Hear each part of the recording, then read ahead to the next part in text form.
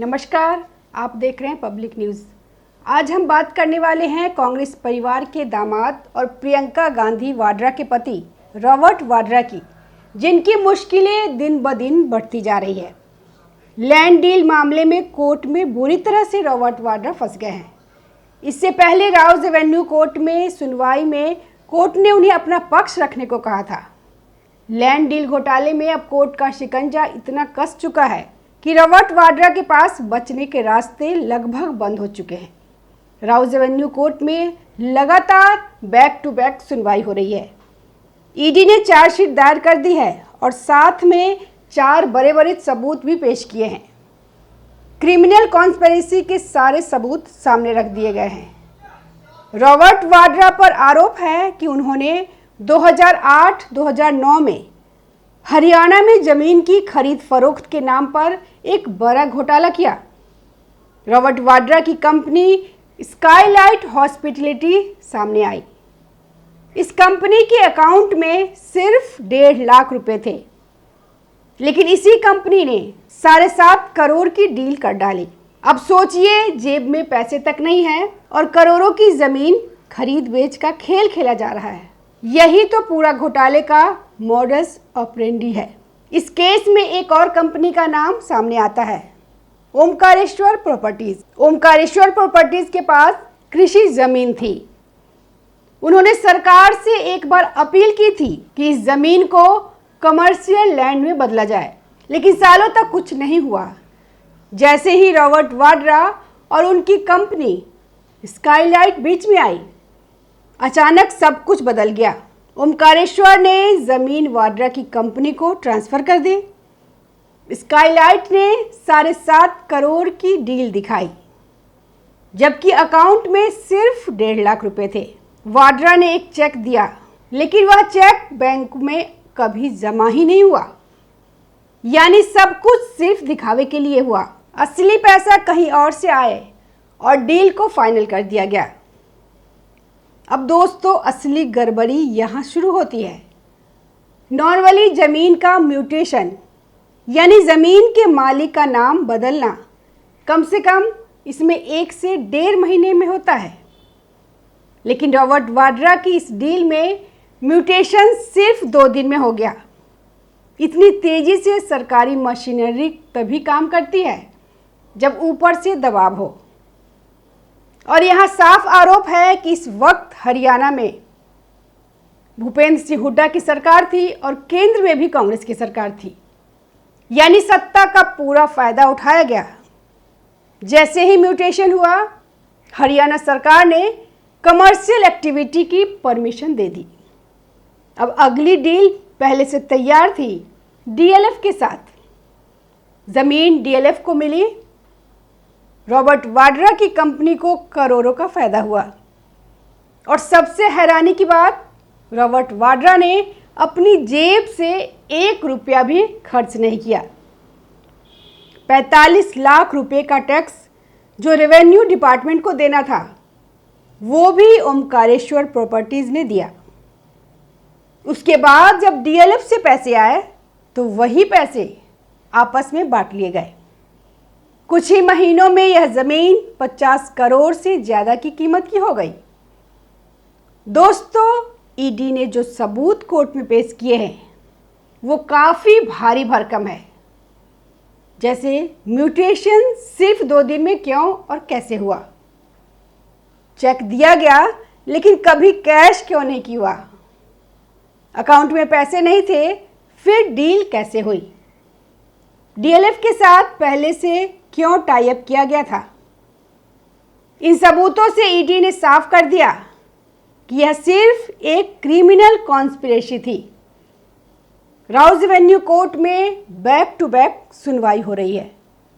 Robert Vadra के वकील कहते हैं कि यह मामला बहुत पुराना है, नियमों का पालन किया गया है।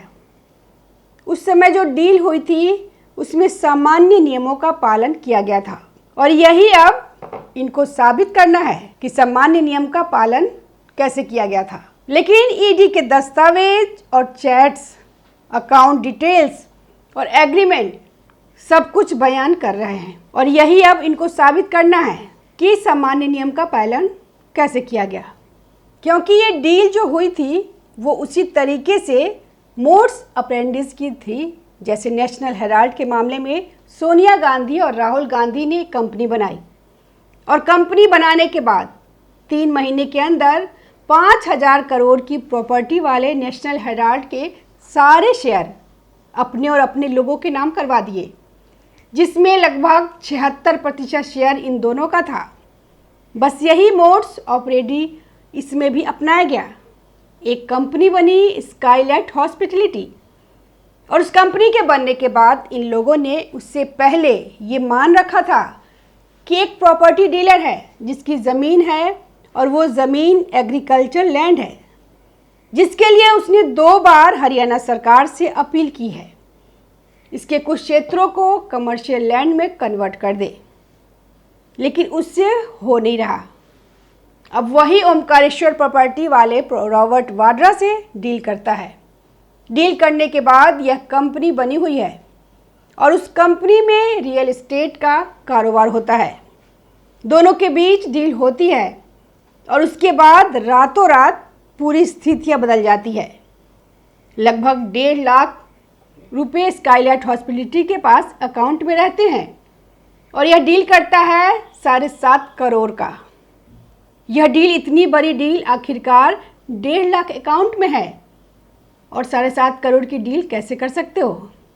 लेकिन फिर भी यह डील जो हुई है उसमें कई ऐसे सबूत मिले हैं ईडी के पास जिसमें यह साफ दिखता है कि यह डील हुई थी इस बात के लिए कि पैसे हम नहीं देंगे, पैसे कोई और देगा और वह पैसा तुम्हें मिलेगा और उसमें डीड जो बनेगी, जो लैंड का प्रॉपर्टी का ट्रांसफ़र होगा और उसमें जो रेवेन्यू कॉस्ट लगेगा वो भी आपको ही देना है, यानी ओमकारेश्वर प्रॉपर्टी को देना है। यह ईडी ने सबूत के साथ बताया कि एक साथ यह लैंड ट्रांसफ़र होता है और फिर 2 दिन के अंदर म्यूटेशन हो जाता है, जिसमें लंबी प्रक्रिया लगती है। कम से कम 1-1.5 महीना तो लग ही जाता है। अगर आपने बेहतर तरीके से डॉक्यूमेंटेशन करवाया है तो भी, लेकिन फिर भी यह 2 दिन के अंदर म्यूटेशन हो जाता है ज़मीन का और 1 महीने के भीतर सरकार के तरफ से आदेश आ जाता है कि इसमें आपको कमर्शियल एक्टिविटी के लिए परमिशन दी जाती है। और जैसे ही यह परमिशन आता है अगली डील तैयार है डीएलएफ के साथ और डीएलएफ उस ज़मीन पर कब्जा करता है और उसके बाद यह सारा पैसा, अभी तक रॉबर्ट वाड्रा ने लगभग 14 करोड़ 25 लाख इसमें खर्च नहीं किया और उसके बाद यह सारा पैसा अभी तक रॉबर्ट वाड्रा ने 14 करोड़ 25 लाख उसमें खर्च नहीं किया। 1.5 लाख इसमें कंपनी के अकाउंट में है, लेकिन 1 रुपया खर्च नहीं किया। 45 लाख रेवेन्यू डिपार्टमेंट को देना पड़ा लैंड ट्रांसफ़र के लिए, जो टैक्स के लिए जाते हैं, वो भी रॉबर्ट वाड्रा ने नहीं दिया बल्कि ओमकारेश्वर प्रॉपर्टी ने दिया। और उसके बाद डीएलएफ की तरफ से जब पैसे आ जाते हैं तो वो पैसे का बंदरबाट होता है। वही पैसे में से 7.5 करोड़ या 7.5 करोड़ ऑफिशियली डाटा है जो ईडी ने बताया है कि इस डील में भी एक और झोल था कि 7.5 करोड़ का ट्रांसफ़र ऑर्डर पेश करो और उसके बाद यह डील जो थी 15 करोड़ की थी, तो 7.5 करोड़ का यह जो रेवेन्यू है सरकार को जो मिलना चाहिए उसमें भी इन लोगों ने घपला किया। लगभग 40 से 45 लाख यह सरकार का भी चपत लगाया और उसके बाद इन लोगों ने उस पैसे को बांट लिया और फिर उस पर कमर्शियल एक्टिविटी शुरू हो गई। कोर्ट ने साफ कह दिया कि अब रॉबर्ट वाड्रा को यह साबित करना पड़ेगा कि वह दोषी क्यों नहीं है। अगर कोर्ट ने ईडी के सबूतों को सही माना तो रॉबर्ट वाड्रा पर कई धाराएं लगेंगी। मनी लॉन्ड्रिंग एक्ट 6 से 7 साल की सजा, क्रिमिनल कॉन्स्पिरेसी इसमें भी लंबी सजा और जुर्माना, सरकारी तंत्र का दुरुपयोग, सत्ता का इस्तेमाल अपने फायदे के लिए, यानी जेल जाने की पूरी संभावना। सोनिया गांधी और राहुल गांधी पहले से ही नेशनल हेराल्ड केस में घिरे हुए हैं। अब रॉबर्ट वाड्रा भी बुरी तरह फंसे हुए हैं। राहुल गांधी और प्रियंका गांधी ने अब जाकर आवाज उठाई है कि उनके जीजा को परेशान किया जा रहा है। लेकिन दोस्तों, जब तक पूछताछ नहीं हुई थी तब तक ये चुप थे। जैसे ही चार्जशीट आई और गिरफ्तारी का खतरा बढ़ा, वैसे ही कांग्रेस कार्यकर्ता सड़कों पर आ गए। ईडी अब गिरफ्तारी वारंट की तैयारी कर रही है। अगली सुनवाई में बड़ा फैसला आ सकता है। बहुत जल्द रॉबर्ट वाड्रा को तिहाड़ जेल में देखा जा सकता है। दोस्तों, यह पूरा मामला सिर्फ एक लैंड डील नहीं है, यह सत्ता, पैसा और इन्फ्लुएंस का खेल है।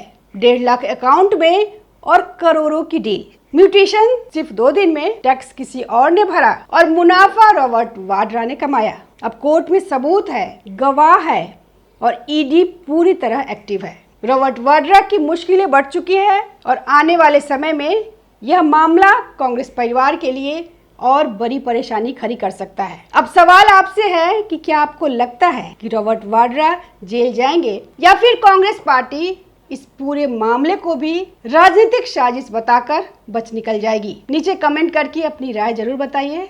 धन्यवाद। ताज़ा खबरों से जुड़े रहने के लिए हमारे चैनल को सब्सक्राइब करें और बेल आइकन को दबाना ना भूलें, ताकि हर खबर की नोटिफिकेशन आपको मिलती रहे।